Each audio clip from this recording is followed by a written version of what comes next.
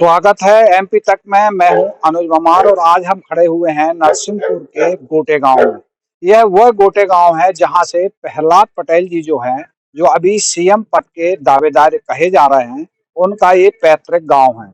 ये उनका घर है। यहाँ पर उनके माताजी पिताजी रहते हैं और यहाँ पर उनने बचपन बिताया है। यहीं उनने प्राथमिक शिक्षा ग्रहण की है। उसके बाद में यहाँ से वो जबलपुर साइंस कॉलेज चले गए थे। वहां से उन्होंने राजनीति की शुरुआत की है। उनके भाई, बड़े भाई जो हैं, वो उनसे अभी बात कराएंगे। इसके पहले जो जालन सिंह पटेल हैं, जो नरसिंहपुर के विधायक रहे हैं, वो भी भोपाल पहुंच गए हैं। और इस गोटे गांव को यदि बात करें तो गांव जरूर जुड़ा है, लेकिन ये तहसील प्लेस है और यहाँ पर अस्पताल है, तहसील है, जनपद है और बड़ा शहर है, रेलवे स्टेशन है। यदि बात करें प्रहलाद जी की, तो प्रहलाद जी का बचपन जो है वो यहाँ पर बीता है। अब उनके बड़े भाई जो उनसे बात करेंगे। प्रहलाद पटेल जी के बड़े भाई जो हैं वो हमारे बीच में हैं और उनसे बात करते हैं। भाई साहब, क्या उनका बचपन यहाँ बीता है, क्या उनके वो रहे गर्स, और अभी सीएम बनने जा रहे हैं, वो संभावना पूरी है, क्या विधायक दल की बैठक होगी? जहाँ तक उनके बचपन की बात है तो बचपन में तो वो बहुत ही इंटेलिजेंट और शुरू से जैसे आज उनका नेचर है, हमेशा से ही बहुत स्वच्छ छवि के वो शुरू से थे। तो खेल कूद में उनका बहुत ज्यादा मन लगता था। तो हर तरीके के खेल खेलना और स्कूल में बिना नागा के, जैसे स्कूल जाते हैं स्कूल जाना, और स्कूल में पूरा इंटरेस्ट लेते थे। यहाँ पे जो लीडरशिप क्वालिटी की बात है, वो लीडरशिप क्वालिटी उनको बचपन से ही थी। और बचपन में ही बच्चों को इकट्ठा करके, और चाहे वो खेल हो या कोई सेमिनार जैसे डिबेट टाइप की कोई बात हो, तो उसमें प्रॉपरली वो डिबेट वगैरह ठीक से करते थे। और हर सब्जेक्ट को पढ़ने का, उसको समझने का, चाहे वो समाज से रिलेटेड हो, चाहे देश की चीज, मतलब राष्ट्रभक्ति वाली चीजें हो, सब चीजों को बहुत मन लगा के और जो ध्यान से वो समझने की कोशिश करता था पहले से। तो वो उनका जो इंटरेस्ट है वो समाज सेवा, राष्ट्रभक्ति इसी तरीके का रहा है शुरू से। फिर वो अखाड़े वगैरह में भी रहते थे। अखाड़े हमारे यहाँ पे एक बहुत बड़ा रोल था अखाड़े का। तो अखाड़े के भी एक सर्वे सर्वा था वो बचपन से ही। मतलब जो यहाँ पे हमारे जो चलाते थे अखाड़े, उनके साथ में ही रहता था वो। तो अखाड़े में हर तरीके के अस्त्र शस्त्र चलाना, और वो उसमें भी बहुत वो इंटरेस्ट लेता था। जहाँ हम लोग बैठे हैं, यहाँ पहले एक व्यायामशाला हुआ करती थी। इस व्यायामशाला ये बहुत फेमस थी पहलवानों के हिसाब से। और उस वो व्यायामशाला में पूरे मुगदर वगैरह चलाना और कुश्ती लड़ना, कुश्ती लड़वाना, और हम सब लोग बचपन ऐसे ही निकला है। मतलब उसी के जो होता ना गांव के पूरे वातावरण में, उसी तरीके से निकला है। तो गांव में जैसे होता है, मतलब सब लोगों को एक प्रेरणा सी मिलती है, एक संस्कार दिए जाते हैं, उस तरीके से हम लोग बड़े बड़े बड़े हुए। बचपन से कोई राजनीति का वो था, आप क्या करते थे? नहीं, राजनीति का तो बचपन से ऐसा नहीं था कि कोई, हम लोगों ने तो ये सोचा था कि भाई पढ़ लिख जाएंगे, तो पढ़ने लिखने के बाद में फिर मतलब कोई भी सर्विस करना है, चाहे समाज की सेवा करनी है, चाहे कहीं भी सेवा करनी है, तो ये पढ़ने लिखने के बाद में एक विजन से क्लियर हो जाता है कि आप कैसे करना है किसी चीज को और कैसे किया जाता है। तो हम लोगों ने पढ़ना ही उसको मेन उद्देश्य उस समय रखा हुआ था। तो हम ऐसे कोई राजनीति का नहीं था। हमारे पिताजी जरूर राजनीति में थे, वो राजनीति में नगर पालिका स्तर में थे, नगर पालिका के वो उपाध्यक्ष भी रहे हैं उन दिनों पे। और उनका भी एक अच्छा अपने यहाँ पे सब जगह दबदबा था, उनकी बात मानी जाती थी। तो उस तरीके से हम लोग भी थोड़े ग्रूम हुए हैं, उनको देख देख के भी हुए हैं। हमारे दादाजी भी थे, वो भी मतलब उनकी भी अच्छी प्रतिष्ठा थी। उस हिसाब से हम लोगों का ग्रूमिंग ऐसी हुई है कि लोग हम लोग की बात मानते थे, चाहे छोटे थे तब भी मानते थे, जो बड़े तब भी मानते थे। और हम लोग भी जो सही, जो न्याय होता है ना, उस तरीके की बात करते थे। किसी को जबरदस्ती ऐसे, मतलब आप दबा के काम नहीं करवाने हैं, मतलब लोगों को कन्विंस करके, और लोग कन्विंस हो जाते थे और उस तरीके से काम होता था। स्कूल में जैसे हम लोग, मैं तो जो हेड बॉय होता है वो हेड बॉय जैसे था वहाँ यहाँ पे, और वो भी इसमें खेल कूद वगैरह में अच्छा वो करते थे। और इस तरीके से हम लोग फिर कॉलेज चले गए। हमारा और उसका 1 साल ही का डिफरेंस है, हमसे 1 साल पीछे थे वो। तो हम इंजीनियरिंग कॉलेज में चले गए, वो फिर 1 साल के बाद में फिर उनको साइंस कॉलेज में चले गए। और साइंस कॉलेज में जाने के बाद में जो उनका प्रतिभा यहाँ जो दबी हुई थी, वो वहाँ बिल्कुल निखर के सामने आ गई, क्योंकि वहाँ बहुत जगह जगह के बच्चे थे, हॉस्टल में रहते थे। फिर वहां से इन्होंने प्रेसिडेंट का चुनाव लड़ा, जो बहुत ही स्वच्छ छवि के उस समय वहां भी थे, तो वो अच्छे से चुनाव जीते। और फिर तब से फिर इनको वहां उस लेवल पे एबीवीपी में जुड़ गए। एबीवीपी से फिर युवा मोर्चा में जुड़ गए, युवा मोर्चा से फिर बीजेपी में आ गए, फिर 89 में चुनाव लड़ लिया, और इसके बाद में फिर वो सांसद बन गए। फिर तब से फिर इनकी मुड़ के नहीं देखा। अभी ये इतना मुकाम हासिल किया है तो परिवार सहित यदि गोटे गांव की बात करें तो कितनी खुशी होती है? नहीं, ये खुशी तो हम लोगों को बहुत ज्यादा है। आप यहाँ पे जो लोग हैं उनसे ही पूछ सकते हैं, क्योंकि यहाँ से कभी कोई निकला नहीं है, मतलब विधायक भी नहीं निकला यहाँ का। लोकल लोकल विधायक, जबलपुर से विधायक आते थे, नरसिंह यहाँ पे चुनाव लड़ते थे, क्योंकि ये रिजर्व कॉन्स्टिट्यूंसी है, तो यहाँ रिजर्व कोई ऐसा मिलता नहीं था पढ़ा लिखा थोड़ा सा अच्छा आदमी, तो वो बाहर से लोग आते थे जबलपुर से, वो जीत के जाते थे। तो यहाँ से कभी कोई विधायक भी नहीं बना।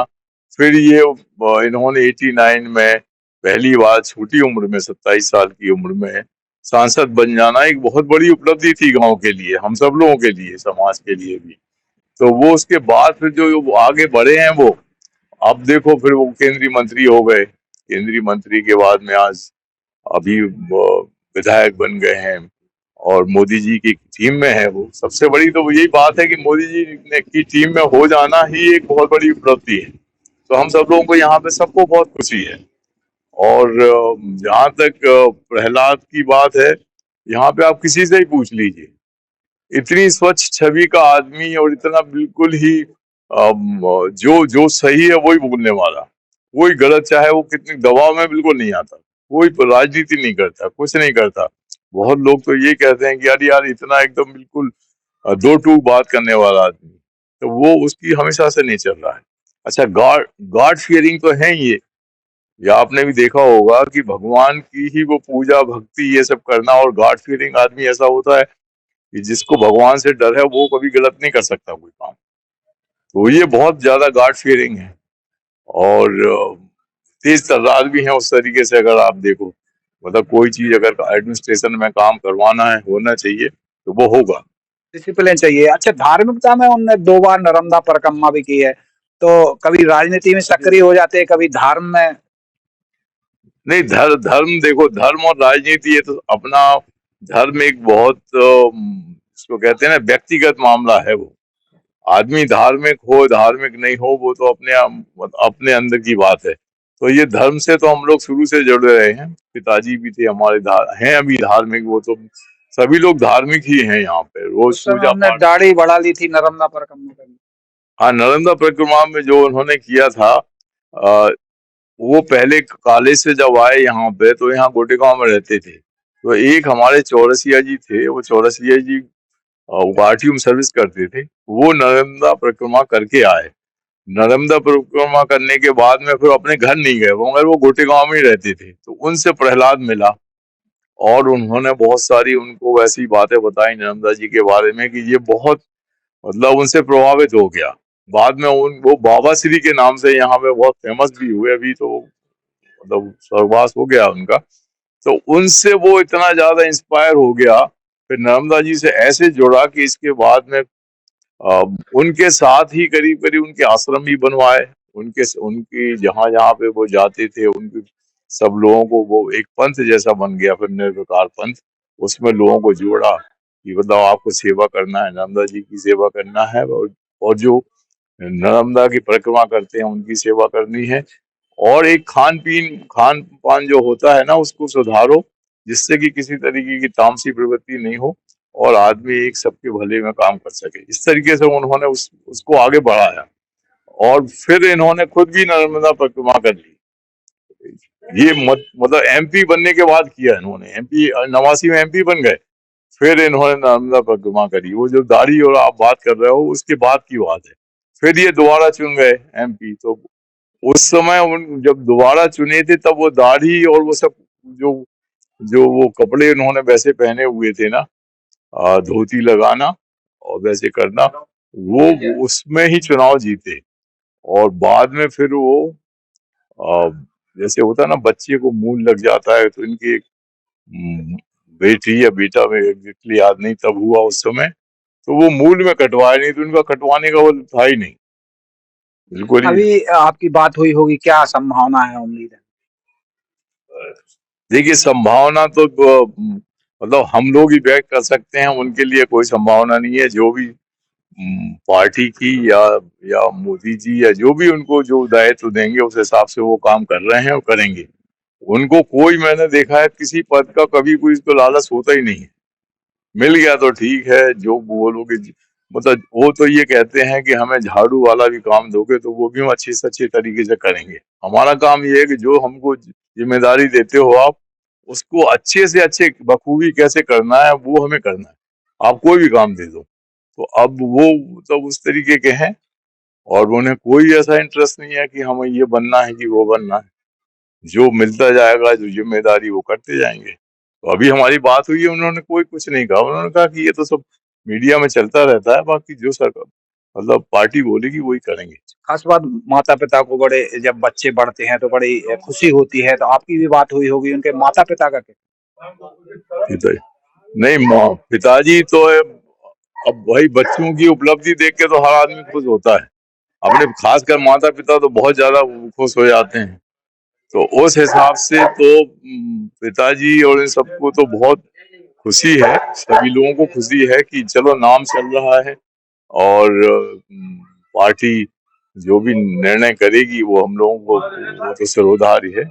और मगर माता पिता और बाकी सब लोग, हमको तो रोज यहाँ इतने फोन आ रहे हैं सब जगह, भैया भोपाल चलना है, पास दिला दो, ये कर दो। तो लोगों में उत्साह तो बहुत है, बट ये सब चीजें तो टाइम के हिसाब से तय होती हैं, और पार्टी तय करेगी, और जो जिस तरीके से तय करेगी हम लोग वहां जाएंगे। बाकी बहुत खुशी है, सब में खुशी है, अभी नहीं हुआ है फिर भी खुशी है। तो ये थे प्रहलाद पटेल जी के बड़े भाई सरदार पटेल साहब, जिन्होंने उनके बचपन, प्रहलाद जी के बचपन से लेके पूरी कहानी बताई। नरसिंहपुर से अनुज ममार, MP तक।